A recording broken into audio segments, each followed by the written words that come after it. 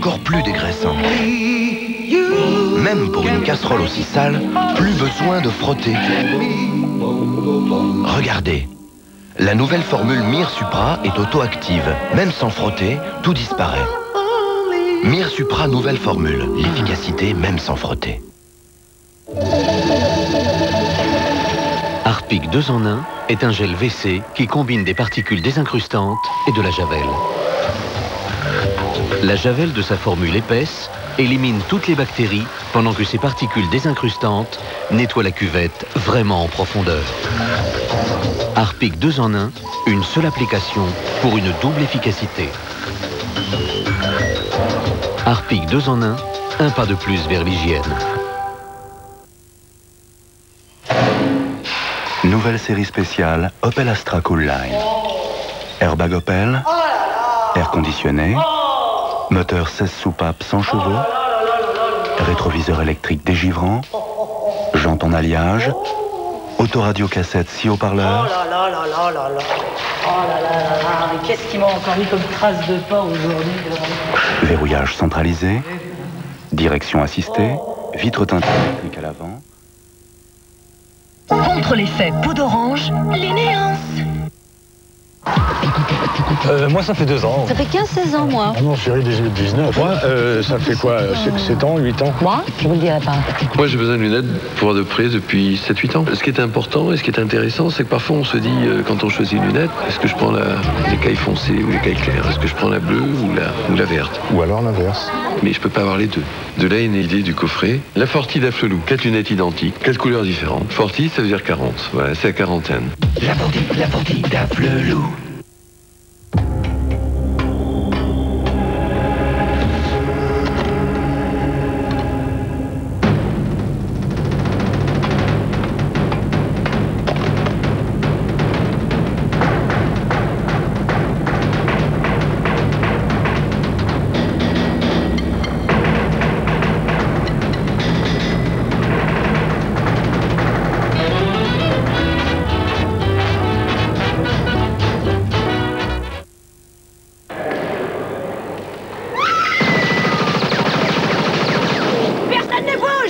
C'est un hold-up.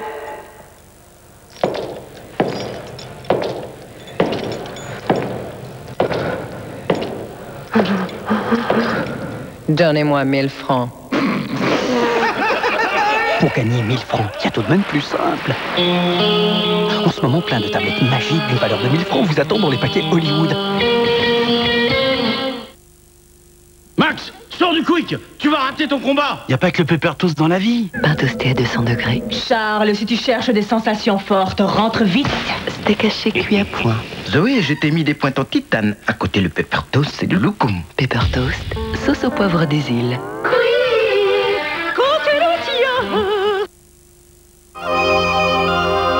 La Bretagne vous réussit. Réussissez vos vacances en Bretagne. Avant, je n'aimais pas la pluie. Maintenant, la pluie, je m'en fiche. Uni Royal, le pneu pluie.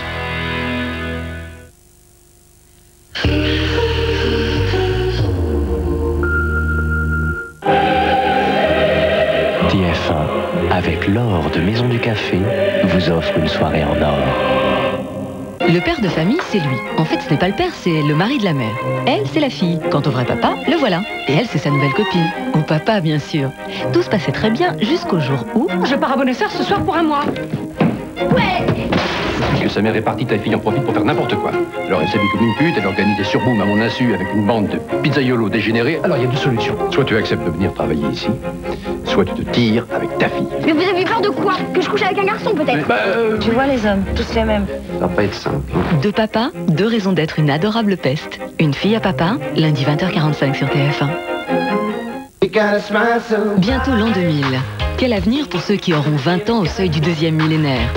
52 sur la une a suivi 4 jeunes partis enquêter sur l'Europe qu'on leur prépare, de Bruxelles à Francfort, en passant par Barcelone. Amandine et Mélodie, les deux parisiennes pleines d'aplomb, Cyril et Alexandra, qui veulent reprendre la ferme de leurs parents, nous disent leurs craintes et leurs espoirs. On est dans une société individualiste, quoi. Il y a des gens qui veulent garder leurs privilèges, c'est ça le problème. Avoir 20 ans en l'an 2000, un reportage de 52 sur la une, lundi à 22h35.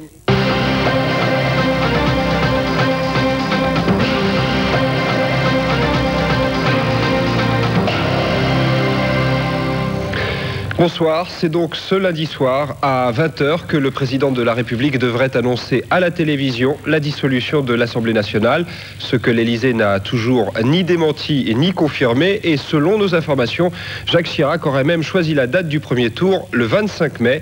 Tous les partis politiques sont donc en train de se préparer. À gauche, Lionel Jospin estime qu'une dissolution serait un aveu d'échec pour Jacques Chirac. Frédéric Delpech.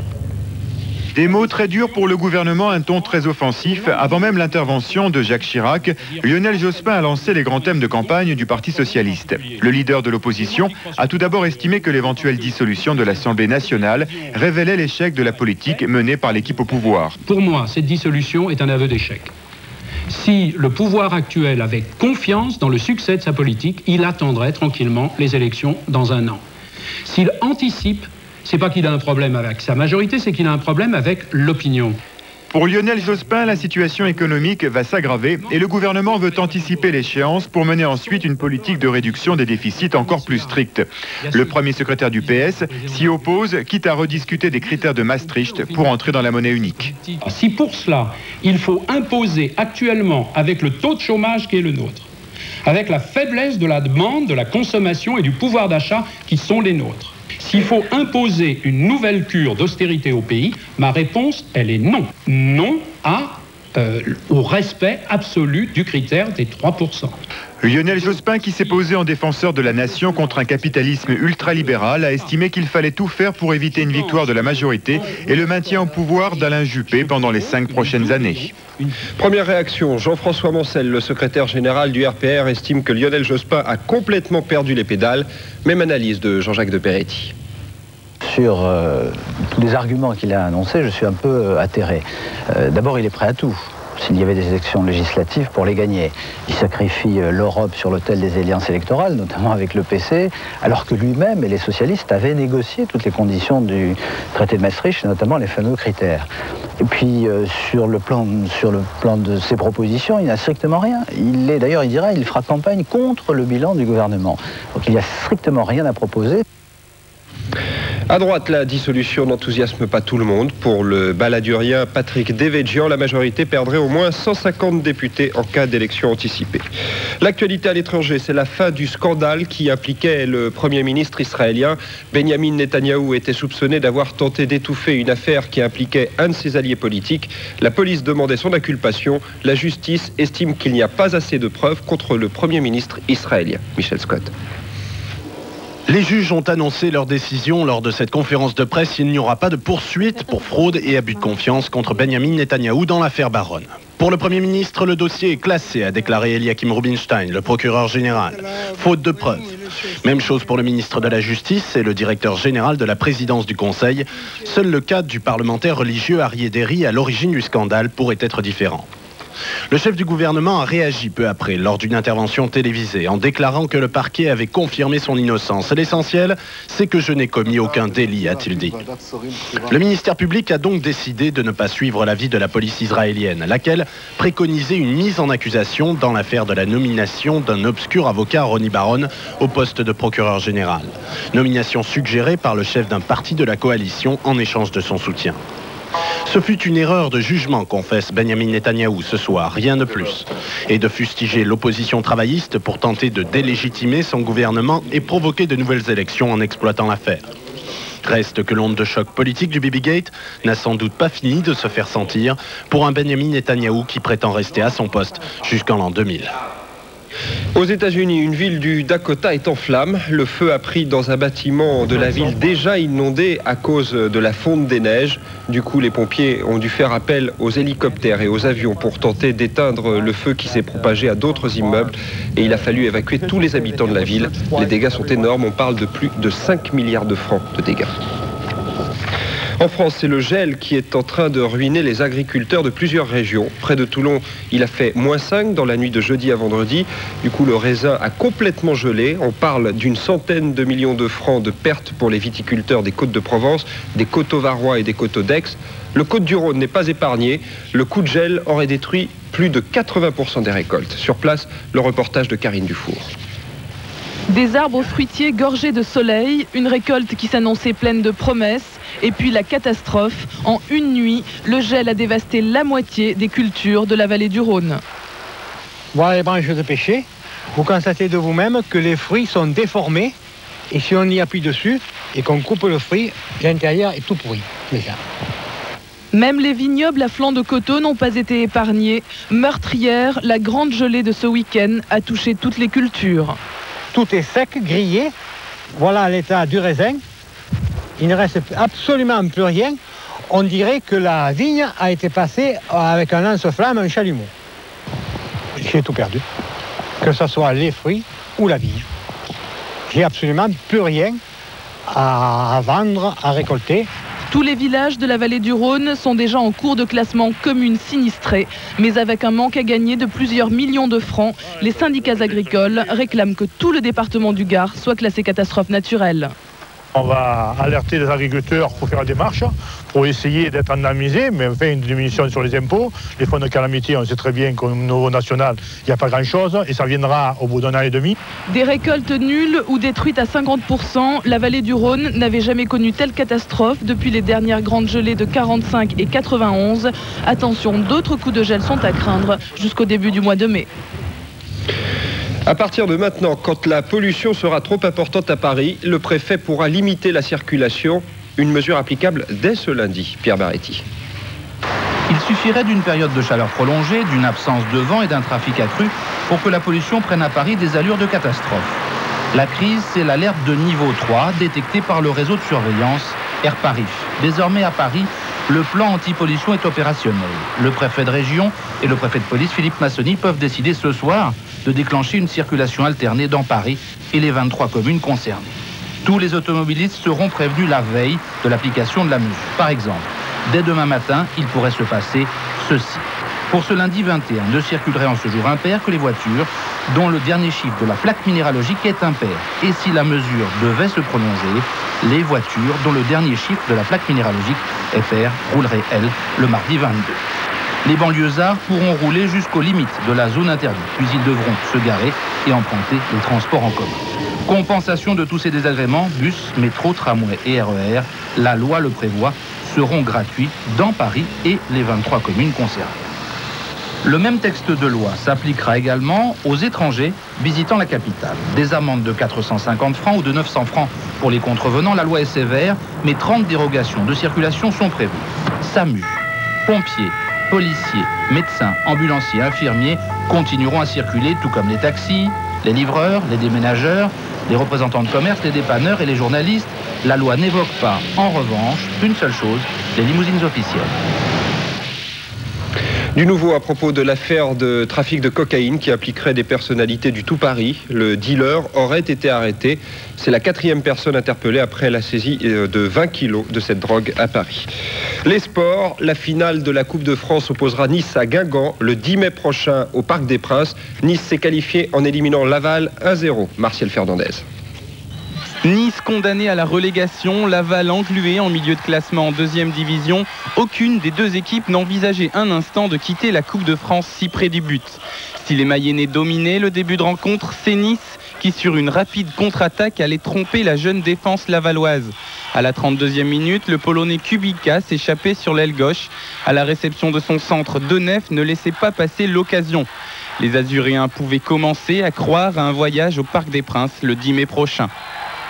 Restait à tenir face à un adversaire surmotivé. Laval, comme face à Monaco, en 32e de finale, dominé, mais le gardien niçois Valanconi veillait. Denis Troc poussait son équipe à tenter le tout pour le tout. Mais rien n'y faisait, la chance accompagnait jusqu'aux toutes dernières secondes l'OGC Nice, qui pouvait désormais rêver d'une place en Coupe d'Europe. Laurent Jalabert a dû se contenter de la 2e place du Liège-Bastogne-Liège, une classique cycliste qui se disputait dans les Ardennes belges. C'est l'Italien Bartoli qui a remporté la course. Autre déception, la défaite de Lionel Roux en finale du tournoi de Tokyo. Le Français s'est incliné devant le Néerlandais Richard Krajicek en 3-7, 6-2, 3-6 et 6-1. On reste dans le tennis, mais côté coulisses, André Agassi, l'ancien numéro 1 mondial, s'est marié avec une grande star d'Hollywood, Brooke Shields, découverte par Louis Malle il y a longtemps déjà. Depuis qu'ils sont ensemble, Agassi est moins convaincant sur les cours puisqu'il n'est plus que 29e mondial. Voilà, c'est la fin de ce journal. Merci de l'avoir suivi. Ciné Mardi vous présente une soirée tout sourire avec U, les nouveaux commerçants. Et rire, ça fait du bien. J'en sais quelque chose. Si l'on veut se sentir bien dans sa peau, il faut se maintenir en forme. Il faut travailler sa communication. Il faut soigner son look. Et puis, il faut se faire reconnaître. Ou alors, on regarde comment font les autres. Mardi 20h45, les aventures de Rabbi Jacob sur TF1.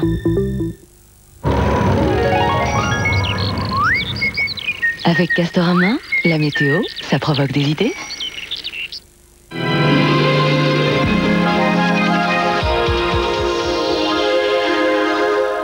Madame, Monsieur, bonsoir. Les semaines se suivent et se ressemblent, hélas, puisque Météo France ne prévoit toujours pas de pluie pour les 5 jours à venir. Avant d'en parler, regardez ce qui s'est passé déjà ce week-end, avec une perturbation qui nous a apporté un peu de précipitation, enfin sur les régions du sud. Mais l'anticyclone est en train de la repousser progressivement, et c'est lui qui va rester à nouveau toute la semaine sur la France et sur le proche Atlantique. Donc, pour cette journée de lundi, Météo France prévoit dans l'après-midi simplement des restes de la perturbation sous forme de nuages sur le sud-est et sous forme de pluie qui devrait être assez modérée sur la Corse, avec beaucoup de vent de nord-est entre Corse et continent. Vous aurez aussi de la tramontagne, du Mistral et toujours ce vent de nord-est sur le reste du pays, surtout sur les régions du nord qui assèchent énormément la masse d'air. Sinon, vous voyez qu'il fera beau, peut-être un petit peu plus de cumulus près des côtes de la Manche. Quant aux températures, elles seront stationnaires par rapport à celles du week-end, de 10 degrés à Cherbourg, ainsi qu'à Langres ou bien à Metz et à Nancy, jusqu'à 17 à Ajaccio, 13 à Paris, 11 à Lille, 13 pour Biarritz, 11 à 13 sur la Bretagne. Vous voyez que c'est assez homogène et ça n'est pas bien chaud. Ça montera tout doucement pendant la semaine, surtout sur les régions du sud. Regardez, entre 16 et 20 degrés pour vendredi. Et puis ça fera un petit peu le yo-yo sur les régions du nord où on restera dans des normes saisonnières. Seulement voilà, la pluie, que nenni. Regardez, c'est toujours le soleil qui domine, avec simplement quelques passages nuageux mardi près des côtes de la Manche, toujours du Mistral et de la Tramontagne et encore quelques averses sur la Corse. Mercredi, beau temps pour tout le monde. Jeudi, peut-être quelques gouttes, mais vraiment pas beaucoup. En tout cas, pas suffisamment près des frontières du nord-est. Et puis vendredi, quelques passages nuageux sur l'extrême nord du pays. C'est toujours la sécheresse qui continue. Demain, vous retrouverez Alain Gillot-Pétré. Je vous souhaite pour l'instant une très très bonne nuit. Bonsoir et à bientôt.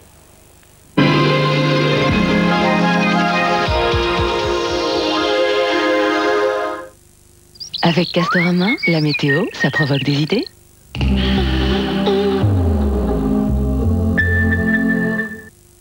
Et quoi donc? Mais tapez Guide, le Minitel vous permet de correspondre sur Internet dans le monde entier. Et oui, oh, Minitel, on peut tout lui demander.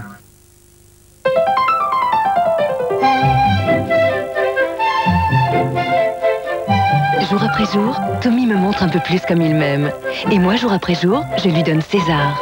Parce que César choisit avec le plus grand soin des viandes très tendres pour un repas parfaitement équilibré et tellement savoureux. César, pour l'aimer comme il vous aime.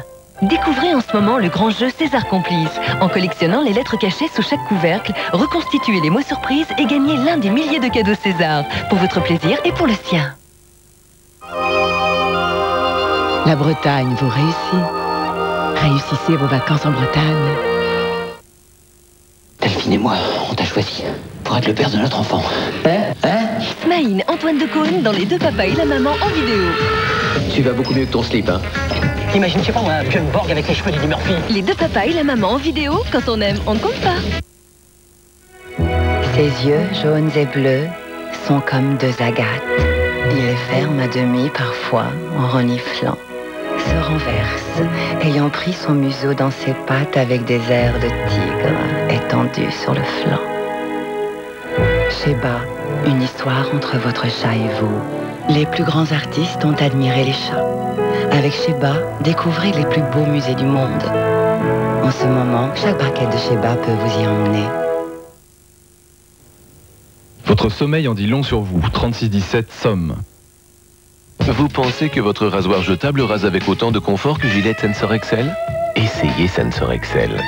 Seul Sensor Excel possède des lamelles protectrices pour un plus grand confort. Relevez le challenge Sensor Excel. Nous parions que vous abandonnerez votre jetable. Relevez le challenge Gillette Sensor Excel, rasoir officiel de la Coupe du Monde.